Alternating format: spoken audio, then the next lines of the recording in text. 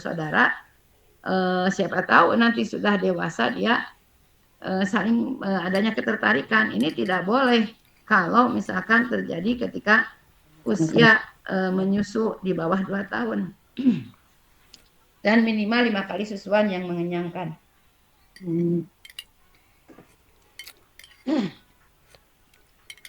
Dalam hadis an Aisyah radhiyallahu anha, anna Rasulullah sallallahu alaihi wasallam yahrumu minar rodoati ma yahrumu minan nasabi.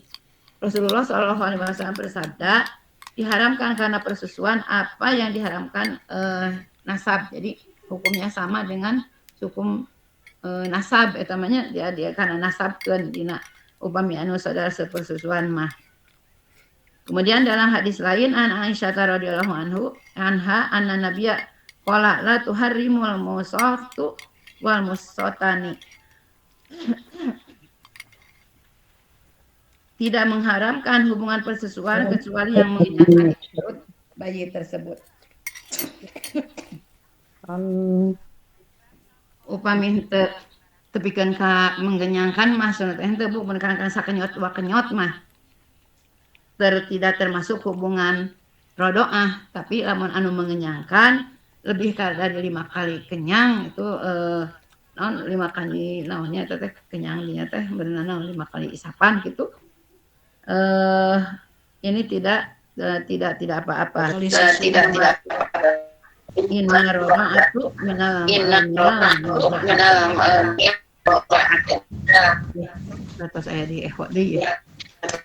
Sesungguhnya persusuan yang menjadikan haram hanyalah persusuan yang mengenyangkan atau mengisi kebutuhan lapar bayi itu. Jadi upami sawarna meureun bayi teh maka itu teh yang diharamkan. Terjadi ada problematika yang atau fenomena yang terjadi di masyarakat tentang pernikahan sepersusuan yang tidak disadari. Yaitu praktik menyusukan bayi kepada ibu susu, wet nurse, disebut wet nurse, di masa lalu terutama di pedesaan menjadi sumber masalah modern. Dua anak yang diasuh bersama dan disusui oleh ibu yang sama bisa kelak itu bisa memiliki hubungan persusuan tanpa ada dokumentasi apapun. Mereka kemudian dewasa dan menikah itu teh banyak katanya saudara sesusu gitu teh. Komo di padesaan bagian bu ngobrol-ngobrol di buruan tehnya budak lapar susuan. Tersadar eta teh padahal nggak boleh gitu, takutnya nanti setelah mereka dewasa ada saling ketertarikan tetapi mereka itu ada hubungan persusuan maka itu tidak boleh untuk dinikahkan. Nah, apa sih solusi syar'inya untuk permasalahan tersebut? Sebagai orang tua wajib ya mendokumentasikan riwayat persusuan anak-anak mereka, termasuk siapa ibu susuannya. Nah, di zaman Rasulullah dulu kan ada ya, Rasulullah juga kan disusukan. Artinya kalau dulu itu tujuannya karena kondisi Mekah saat itu yang sangat gersang, sangat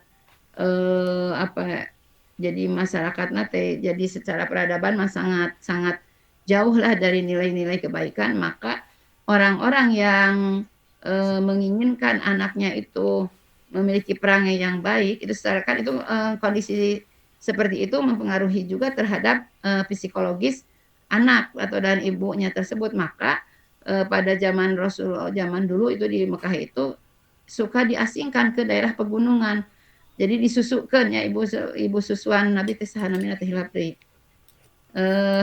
Itu kan disengaja karena apa? Karena di pegunungan itu lebih santai, lebih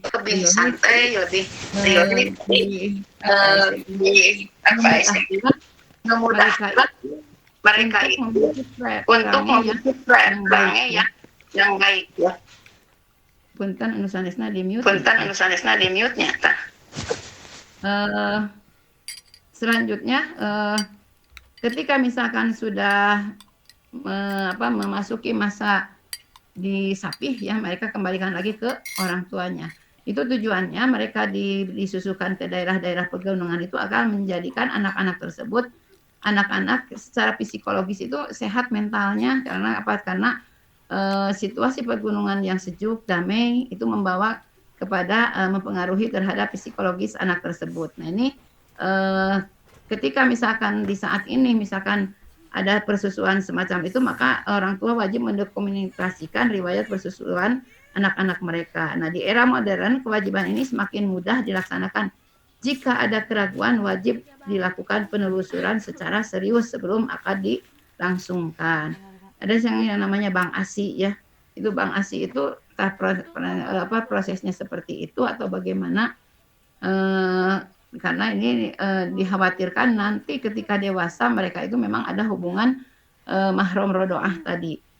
Apabila ada keraguan yang kuat tentang kemahraman, maka pernikahan wajib ditangguhkan hingga ada kepastian. Dan bila ternyata terbukti ada hubungan persusuan atau mahram rodoah tadi, maka diharamkan untuk melangsungkan pernikahan. Dan akadnya adalah wajib dipasah, artinya wajib dibatalkan dan keduanya harus berpisah. Kemudian ada juga mahram itu nggak ditulis di sana dah. Mahram muakkad atau haram sementara. Beberapa kondisi yang menyebabkan pernikahan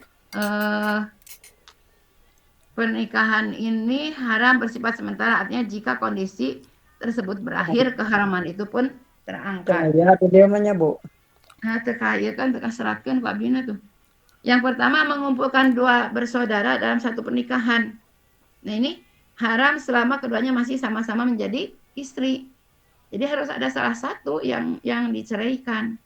Sokanya Bu, kejadian termasuk di daerah Abdi aya nu kitu teh Bu. Rai raka dalam satu ikatan pernikahan gitu. Jadi rakana nyarai. Nah ini akan terus haram pernikahan tersebut jika salah satunya itu tidak dipaskan, apakah itu kakaknya atau adiknya. Itu disebutnya mahram muakkad.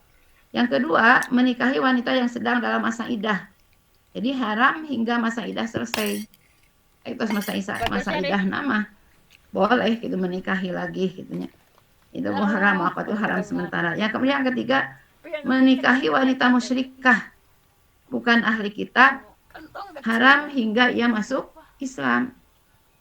Jadi boleh kalau sudah masuk Islam, tapi selama dia belum masuk Islam maka diharamkan untuk menikahi wanita tersebut atau haram muakkad tadinya. Yang keempat, poligami melebihi 4 istri.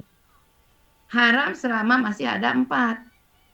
Kalau misalkan dari keempat itu sudah diceraikan lalu nikah lagi menjadi 4 lagi, itu baru boleh. Nah, kalau misalkan sekarang sudah 4 nambah lagi 2 berapa? 7 seperti yang di di Jawa Timur 10 istrinya. Dia seorang Arab, jangan Arab dulu Arab nahawan eta teh. Jadi dikumpulkan dalam satu rumah istrinya yang 10-nya itu haram sebenarnya. Tapi kalau misalkan yang 6-nya diceraikan itu termasuk diperbolehkan. Itu masuknya ke haram muakkad yang kalau yang misalkan lebih dari 4 tersebut. Kemudian menikahi wanita yang dalam ihram. Haram hingga ihram selesai.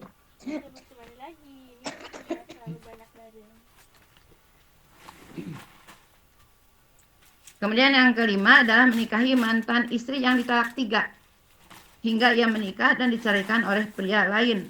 Haram hingga syarat muhalil terpenuhi secara syar'i. Nah, ini ada 6 yang dinamakan haram muakkad tadi.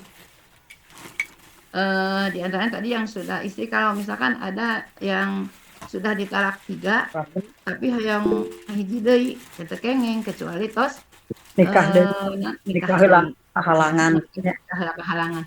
Tapi teu kengeng dijadikeun naonnya nikah nanti jadi heureuyan. Kurang nikah kengeng hiji deui eta mah teu kengeng gitu.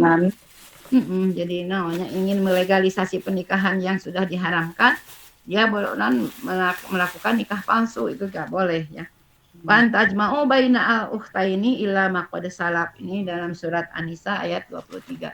Tidak boleh dikumpulkan antara seorang wanita dengan saudara perempuannya, antara wanita dengan bibi dan pihak bapak, dan antara wanita dari bibi pihak ibu. Nah, sekarang ada problem ya, ada problematika yang terjadi di masyarakat tentang nikah tahlil atau muhalil secara rekayasa. Ya.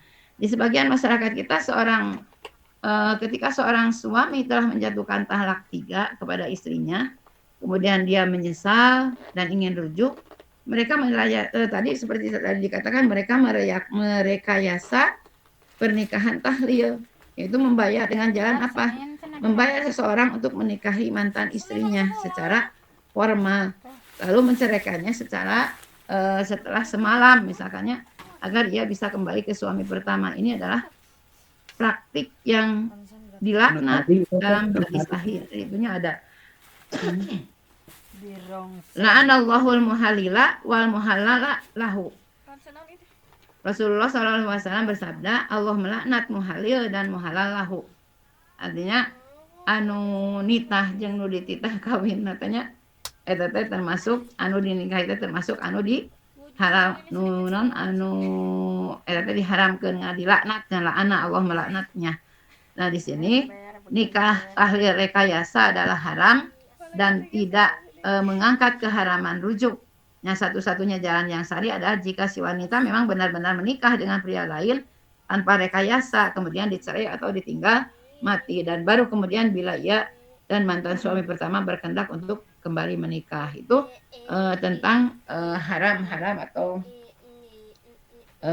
yang non tadi teh haram secara mahram nasab, mahram musyaharah, rodoah dan mu'alaqah tadinya. Kemudian sekarang mungkin ini muakotnya itu udah, oh ini nukatilu tema haram muakot sementara teh dua bersaudara, wanita musikah, kemudian wanita berihram, wanita beridah, poligami lebih 4 dan mantan talak 3, itu yang dinamakan haram muakot, artinya haram yang sementara. Nah, kemudian ini untuk mungkin untuk sampai itu dulu ya. Karena ini sudah jam 8.41 atau di baris bab 3 wae dan masuk di mantelaminya tentang mahar ya, tentang mahar. Bade sakitu heula tuh Bu, bilih wong itu. Ya. Mohon. Oke, bilih salahur. Bilih salahur. Mohon. Itu mainan ibu. Ibu untuk malam hari ini. Sekian dulu. Mudah-mudahan apa yang disampaikan oleh ini bisa menjadi bekal ya, terutama ibu-ibu yang mempunyai anak-anak gadis ya yang bersiap menuju jenjang pernikahan. Ada hal-hal yang perlu diperhatikan mengenai calon suami, kemudian juga bagaimana persiapan untuk pernikahan tersebut, sehingga nanti diharapkan pernikahan anak-anak kita itu menjadi pernikahan yang langgeng. Mudah-mudahan putra-putri kita mendapatkan jodoh yang betul-betul diberikan oleh Allah Subhanahu wa taala dalam membangun rumah tangga dan membangun rumah tangga sakinah mawaddah warahmah. Kita sebagai orang tua merasa bangga, merasa senang ketika melihat anak-anak kita hidup berumah tangga dalam keadaan rukun dan damai. Nah, karena kita mungkin Bu besok akan saum hari kedua Asyura ya di bulan Muharram ini, mudah-mudahan Allah memberikan kekuatan, kesehatan melaksanakan saum itu dan mendapatkan pahala dari Allah Subhanahu wa taala. Mungkin untuk materi malam hari ini saya cukupkan sekian. Aqulu qauli hadza wa astaghfirullaha li wa lakum. Allahu ya'khudhu bi aidina ila ma fihi khairul islami wal muslimin. Wassalamualaikum warahmatullahi wabarakatuh. Waalaikumsalam warahmatullahi wabarakatuh. Jazakillah khairon ka Ibu Nur Latifah anu tos maparkeun materi terkait fikih munakahat. Ibu-ibu painten seueur materi anu didugikeun ku Ibu Nur ku pemateri dari mulai langkah-langkah sebelum menikah, persiapan sebelum akad atau bagaimana hal yang harus dipersiapkan, rukun dan syarat, bab kedua tentang muharramat ya Bu ya. Banyak hal-hal baru, ilmu-ilmu baru yang didapat oleh kita semua. sebelum ditutup, mohon izin Bu Nur Latifah, mungkin ada waktu 5 menit saja ya untuk diberi kesempatan andai kata ada dari peserta PA yang mau bertanya, dipersilahkan. Hanya untuk paling banyak ini ada 3 orang ya, 5 menit tapi waktunya. Ibunya pada setengah itu pilih kanggo persiapan sahur engke. Mangga. Pada yang Pamita diteruskan, aya. enggak Bu Hendayati. Mangga. Hiji sadi. Sokap hiji atunya. Mudah-mudahan ngawakili patarosanana. Mangga Bu Yati disanggakeun. Bismillahirrahmanirrahim, hatur nuhun. Di antawisna ieu teh kan ayeuna mah nuju naonnya kadang perjodohan teh online ya bunya.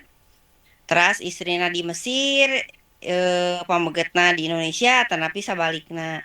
Tah hukumna hoyong uningat kumaha hukumna nikahkeun via online ayeuna geuning nuju musim Bu.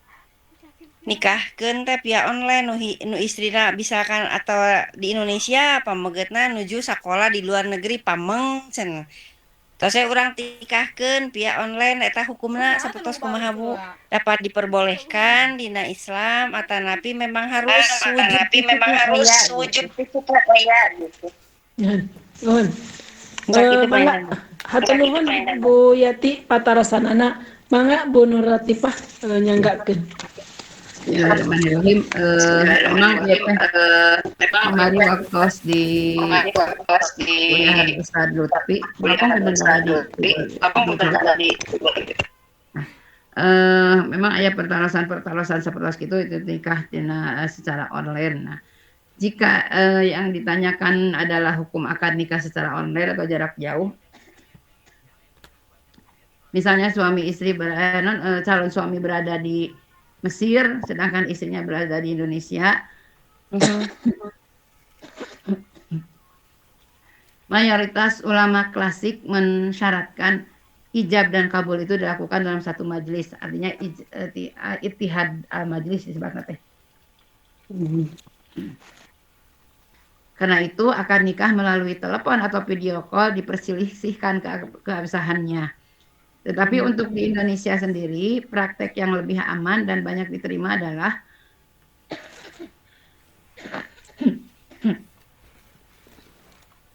wali, saksi, dan mempelai wanita berada di tempat akad. Jadi wali na aya, ramana, saksi na aya, terus mempelai wanita nanti aya di satu tempat.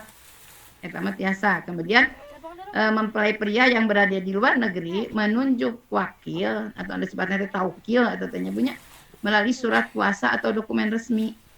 Jadi mewakilkan non saksi nanti ternyata dinyata kanggo non ayah teh Bu anu ngawakilkeunnya nu ditunjuk ngawakilkan taukil disebutna teh melalui surat kuasa. Wakil tersebut mengucapkan kabul atas nama mempelai pria di hadapan wali dan dua saksi eta teh aya Bu nu di nu sanes mah. Nah, dengan cara ini akad nikah dianggap memenuhi syarat-syarat nikah dan terhindar dari perbedaan pendapat yang kuat mengenai nikah online. Adapun sekarang nikah melalui video call secara langsung antara misalkan Indonesia dan Mesir, sebagian ulama kontemporer itu membolehkan apabila identitas para pihak jelas, baik itu pihak calon pengantin laki-laki maupun calon pengantin perempuan dengan suara dan gambar dapat dipastikan secara jelas serta ada wali dan saksi jelas mah. Namun sebagian ulama tetap ya ada yang tidak membolehkannya karena tidak memenuhi syarat satu majelis tadinya kan tadi syaratnya ulama-ulama kapungkur mah kedah satu majelis ya ittihadul majelis teh ya iya majelis itu ada aya kita nu kitu teh karena kumaha kisah itu jika memungkinkan untuk menggunakan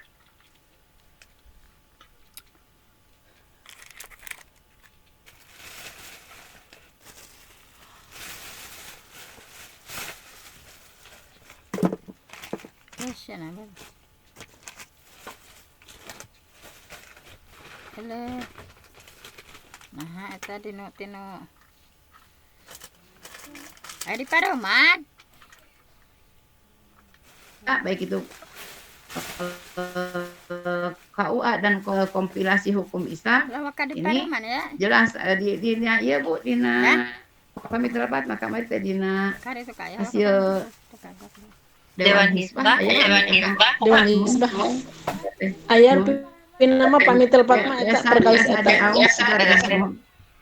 Jadi ayahnya terus aya nama bahasanana nya. aya mohon asa aya walinya saksi eta teh. Terus kan ari video call dina kitu mah di kana TV-keun layarna jelas. Calon pengantin laki-lakinya ada, calon pengantin perempuannya ada. Asorot teh sadayananya keluarga aya, saksi aya. Nah, mohon walina aya. Itu panten Bu. Oh, berarti itina panginten dina Dewan Hisbah oge boleh menjadinya Mohon siap memperbolehkan. Bu. Ya, hatur nuhun Bu. Ya. Hatur nuhun. Aya deui teu Bu atanapi cekap? Cekap pangitnya. Alhamdulillah. Hatur nuhun ka ibu-ibu sadayana terutami ka pemateri Ibu Nur Latifah anu tos ngadugikeun hal-hal nu terkait sareng fikih munakahat. Mudah-mudahan ilmu anu didugikeun maparin manfaat terutami ka para ibu nu ngagaduhan putra putri untuk calon dinikahkan ya atau saudara tetangga atau apapun. Mudah-mudahan sekali lagi apa yang disampaikan oleh pemateri terkait fikih munakahat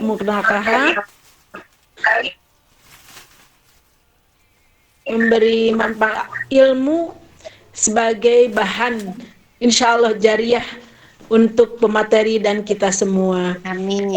Para peserta PA yang kami hormati untuk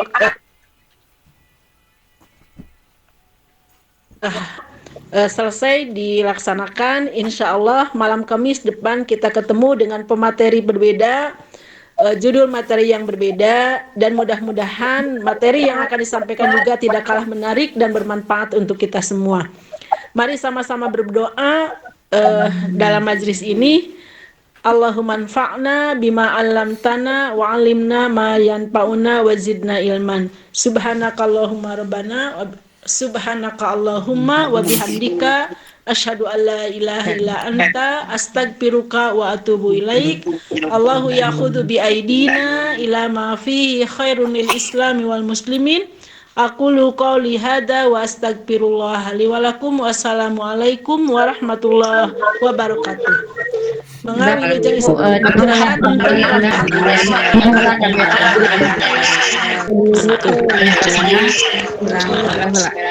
kurang foto heula. Ya. Buka kamerana. Buka kamerana. 1 2 3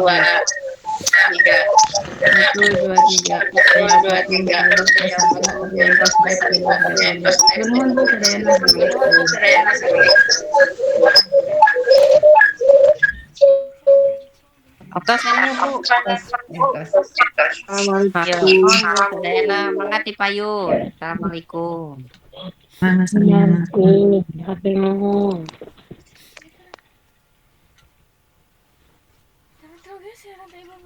Gue gak bisa tidur tuh di tengah-tengah gini atuh ya, sempit banget. Ya wajar.